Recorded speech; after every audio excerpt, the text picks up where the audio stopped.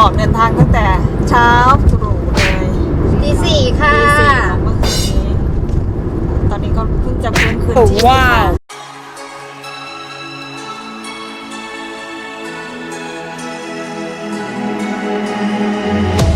Hello, hello, can you hear me as I scream your name? Hello, hello, do you need me before I fade away? Is this a place that I call home to find? ตอนนี้เราก็อยู่ที่ วัดผาซ่อนแก้ว วัดผาซ่อนแก้วแล้วนะคะ ตอนนี้คนเยอะมากเลย โอ้ว้าว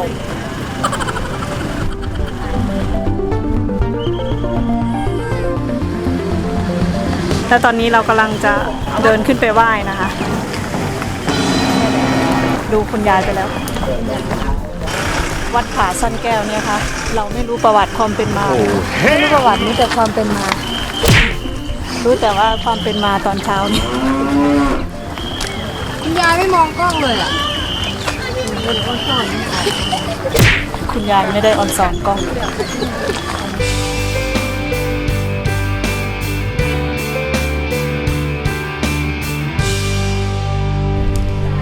ตอนนี้นะคะเราอยู่ที่พระธาตุผาซ่อนแก้วนะคะพระธาตุผาซ่อนแก้วเนี่ยมีประวัติความเป็นมาว่า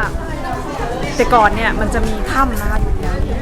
แล้วก็มีลูกแก้วตอนกลางคืนจะเห็นเหมือนเป็นแสงของลูกแก้วออกมานะคะก็เลยเป็นที่มาของการสร้างพระธาตุผาซ่อนแก้วณแห่งนี้ค่ะ โอ้ว้าว ดูบรรยากาศรอบนอก โอ้ช่างสวยงามมากจริงๆ เดี๋ยวเราจะไปปิดทองนะคะลูกนิมิต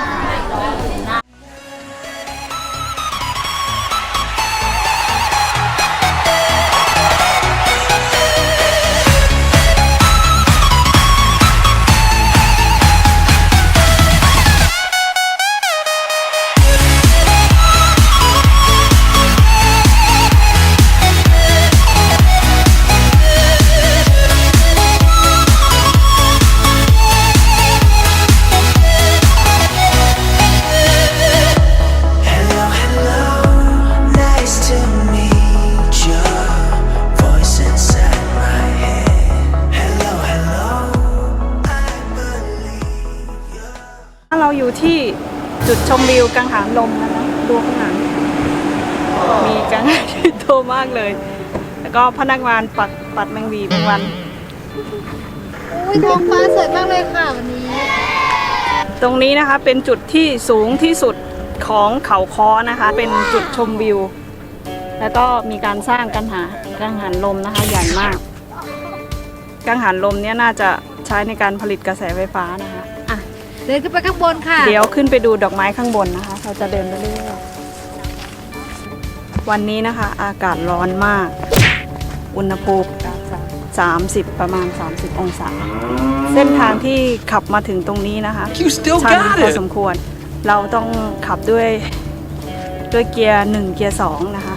ถึงจะขึ้นตรงนี้ได้ แต่รถเครื่อง1,200ก็ขึ้นได้นะ ส่วนใหญ่ที่นี่นะคะเขาก็จะปลูกดอกไม้10 บาทถ่ายรูป10 บาท จะเป็นวิวที่ดีที่สุดของทุ่งกังหันลม เป็นจุดชมวิวที่สวยที่สุดพาโนรามาเลยทีเดียว แล้วก็ตรงจุดนู้นนะคะ จะเป็นจุดกลางเต็นท์จุดกลางเต็นท์รถก็จะจอดเยอะมาก วันนี้วันเสาร์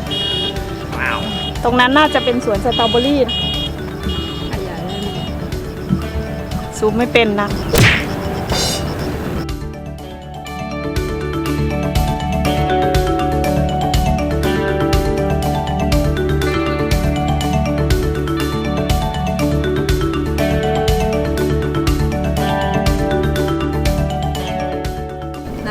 คุณยายสายเที่ยวของเรา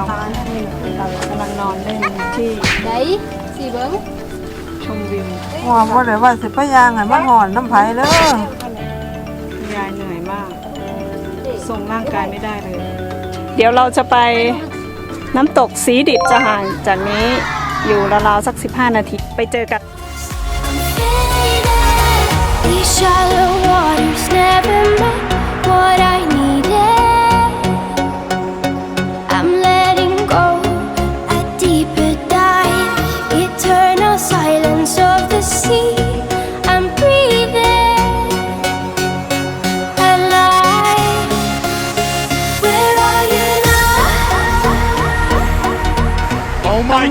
เป็น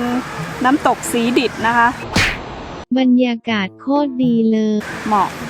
ที่เราจะเอาเสื่อหมอนใบอะไรมานอนที่นี่หรือ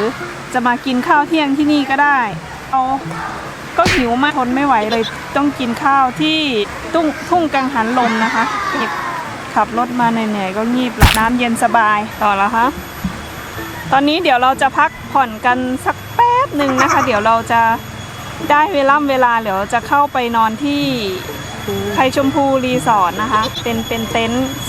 ระดับ5ดาวแต่ว่าก่อนที่จะไปถึงเต็นท์เนี่ยค่ะเราจะต้องผ่านทุ่งแสลงหลวงเดี๋ยวเราก็จะไปสำรวจทุ่งแสลงหลวงมีหมาเดินมานะคะแล้วก็วิ่งผ่านไปไม่สนใจตอนนี้รู้สึกสบายตัวมากเย็นสบายเลยสำหรับคุณยายขาเลาะนั้นโมโหหิวหลังจากที่โมโหหิวไปสักระยะหนึ่งแล้วก็มาเคี้ยวหมากต่อ โมโหหิวอยากกินปลาร้าเราเอาปลาร้าขึ้นมากินบนรถที่ติดแอร์รู้สึกว่าเรามีความเหม็นกับปลาร้าที่เอามากินนะคะ Nice to meet you.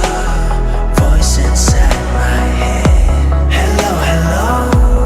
I believe you. How can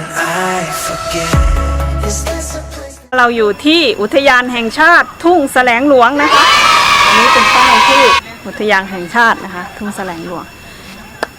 ก็ไม่มีอะไรมากนะคะก็เป็นน่าจะเป็นต้นแสลงนะคะแถวนั้นแล้วก็มีต้นสนนะคะมาดูทางนี้ค่ะตรงนี้นะคะจะเป็นที่สำหรับให้คนมาถ่ายรูปกัน Oh wow เขากำลังถ่ายพรีเวดดิ้งอยู่สวยมาก These shallow waters never met what I needed. I'm letting go a deeper dive, eternal silence of the sea. I'm breathing. เรากำลังจะเข้าไปที่พักนะคะเราจองที่กางเต็นท์ไว้ในราคา100 บาทไม่มีอาหารเช้ายังไม่เห็นสภาพรีสอร์ทเลยค่ะว่ามันจะเป็นยังไงแต่หลังจากที่เราไปถึงที่พักเราแล้วเราก็จะมีย่างกุ้งนะคะเราซื้อกุ้งมาจากกทมเลยทีเดียวกุ้งตัวใหญ่ๆมาย่างกุ้งแล้วก็ย่างหมึกทำหมึกย่างกินกันนะคะตรงนี้นะคะเป็นอุทยานแห่งชาติเขาค้อนะคะที่การ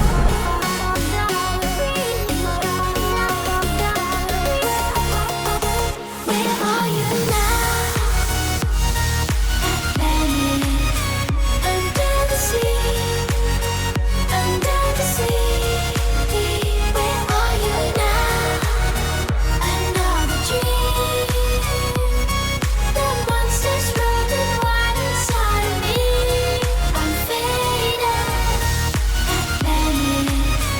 under the sea, under the sea. Where are you now? Another dream. The monsters running wild inside of me.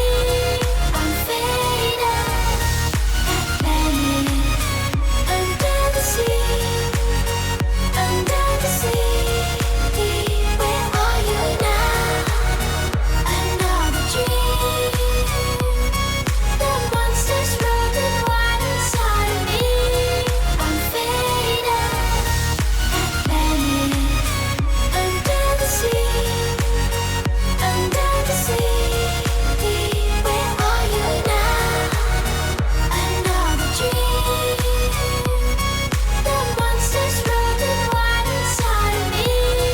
I'm faded. I'm faded.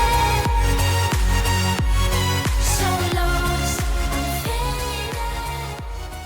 เรากำลังปาร์ตี้กันอยู่ ก็จะมีดูน้ำพริก Oh สุดยอดมาก wow เผ็ดไปจนตายนะคะส้มตำนี้เหมือนกันนะ มันได้รสชาติมากเว้ยเผ็ดไปจนตาย แล้วเรายังมีผักนะ มีกุ้ง ตัวใหญ่มาก กุ้งนี้มาจากกรุงเทพนะว่ายน้ำข้ามมา มีมันเผานะกินกับเหล้าอ่ะ เมาให้ตะบี้ตะบันไปเลย time for that. หมดแล้ว แล้วก็โอ้ไม่ได้เครื่องดื่มของมันเมา ไม่โชว์ ไม่ได้ไม่ได้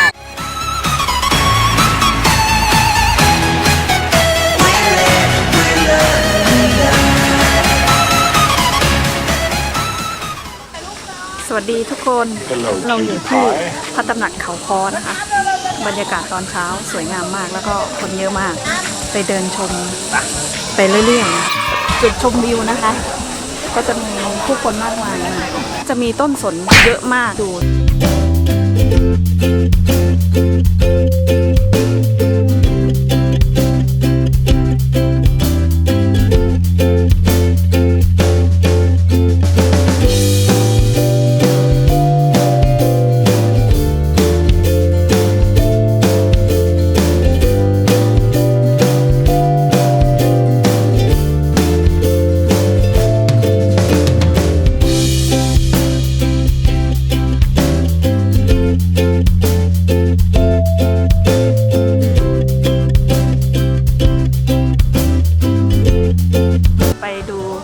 จุดชมวิว โอ้ ก็จะมี ว้าว จุดชมวิวหลาย ๆ จุดนะคะตรงที่ตำหนักเขาค้อนะ มีด้านบน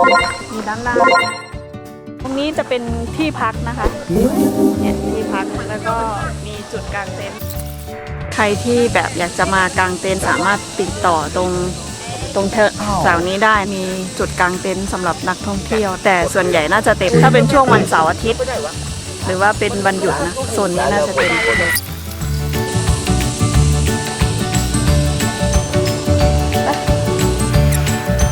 ด้านล่างนะคะก็จะเป็นหมู่บ้านนะแหล่งชุมชน ไปตรงนู้นนะมันจะมีบ่อน้ำนะมีที่กั้นน้ำด้วยใช้ในการทำการเกษตร เมื่อคืนนี้เราไปนอนที่รีสอร์ทชื่อไพชมพูรีสอร์ทเรากางเต็นท์นอนตอนเช้า เดี๋ยว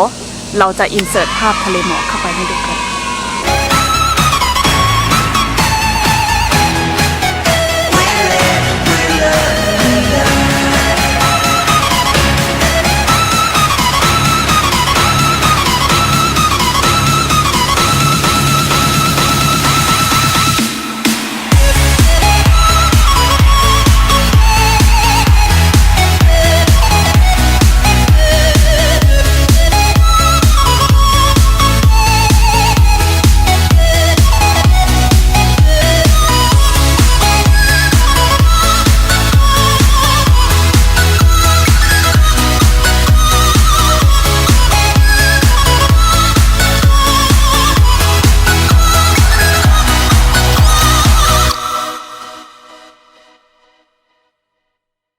จะพาไปหาร้านกาแฟนั่งกับชิลๆกันตอนนี้นะคะเราก็อยู่ที่ร้านกาแฟนะคะ เขาค้อกาแฟสดที่มาแน่ๆหน่อย โอ้ คุณ ว้าว แม่ขอเงินอยู่500เพื่อที่จะไปซื้อหวยจะมีชาใบหม่อน อันนี้นะคะเป็นชาใบหม่อนก็คือเหมือนใบหม่อนบ้านเราเนี่ยเอามาเป็นชาจะชิมให้ดูนะรสชาติหอมขึ้นจมูกเลยนะคะชงไปฉีกถูกได้มากมาชิมชาต่อเป็นชาใบหม่อนรสชาติดีที่สุดใน3ชงไปฉีกโบโชต้องพูดภาษาจีนก่อนนะคะ แล้วสนุกไหมคะ ไม่อย่างอะไร ชากินได้ละ กินให้ดูหน่อย อ่ะ จิบชา มันเป็นใบมอนหนามใบมอนไหมใบมอนแถวเลียงมอน เอาเร็วๆจิบชาเร็ว Oh my god, who the hell cares?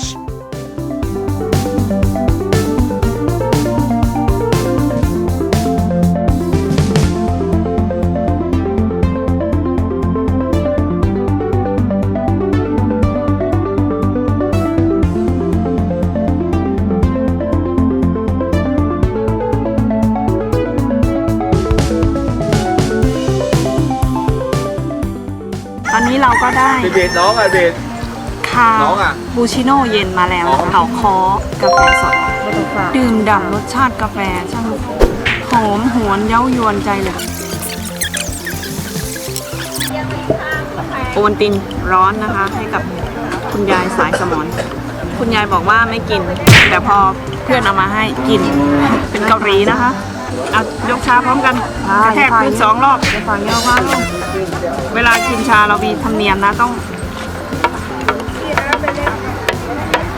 ใบมอนเหมือนต้มไก่ เวลาเราต้มไก่ใส่ใบมอน พูดแล้วนึกถึงต้มไก่ใส่ใบมอนเนี่ยโอ้มันจะหอมเดี๋ยวกลับบ้านไปเนี่ยเราจะไปต้มไก่กินเพราะว่าเรากินใบชาแล้วเรารู้สึกคิดถึงต้มไก่ที่บ้าน เดี๋ยวตอนเย็นเนี่ยต้มไก่บ้านใส่ใบมอนจะไปเก็บใบมอนแถวๆบ้านไม่รู้ใครปลูกไว้เดี๋ยวอันนี้เรามีความสงสัยนิดนึงลูกอะไรก็ไม่รู้ เห็ นะ นไหม มันเหมือนมะเขือผสม กะทิ มะเขือพวงแห้งเดี๋ยวเราไปต่อกันเลย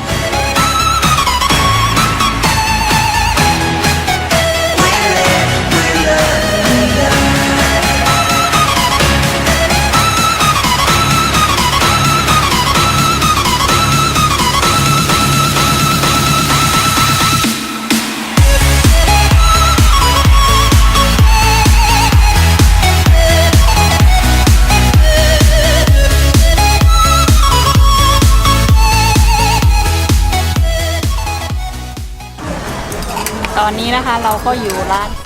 ไก่ย่างอำเภอวิเชียรบุรี ไม่มีใครรู้เลยนะคะว่าอำเภอวิเชียรบุรีอยู่จังหวัดอะไรกำลังสั่งกับข้าวอยู่ข้าวเหนียวนะคะ4ห่อเลยทีเดียวแล้วก็ไก่1 ตัวลาบเป็ดลาบเนื้อส้มตำปูปลาร้าตำซั่ว มันอร่อยจริงๆนะ